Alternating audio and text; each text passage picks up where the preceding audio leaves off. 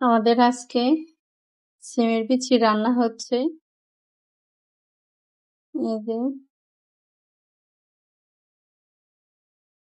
আসসালামু আলাইকুম ওয়া রাহমাতুল্লাহি ওয়া বারাকাতুহু।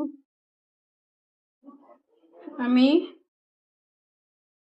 যে আজকে রান্না করব এই যে সিমের বিচি দিয়ে এই যে মুরগির মাংস দিয়ে।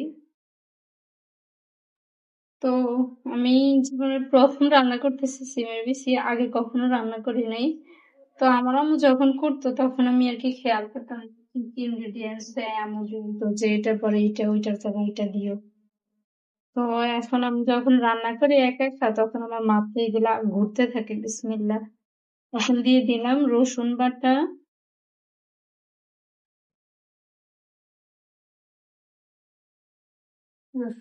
ওখান থেকে দিয়েছি একটু। কারণ এই ব্যাপারটা তো বেশি না, বেশি মসলা দিব না।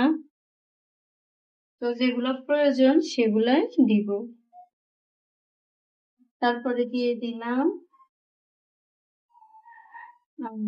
তারপরে দিয়ে দিলাম এই যে আমার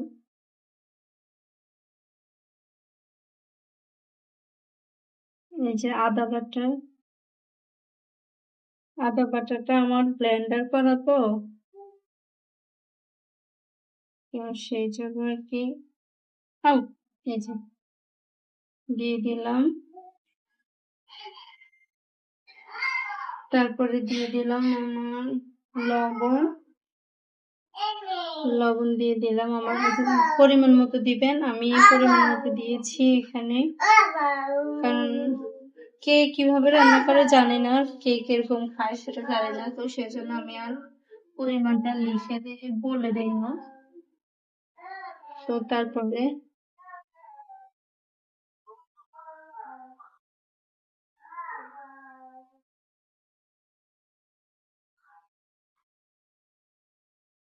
আজকে অনেকদিন পরে মুরগির মাংস এভাবে রান্না করতেছি।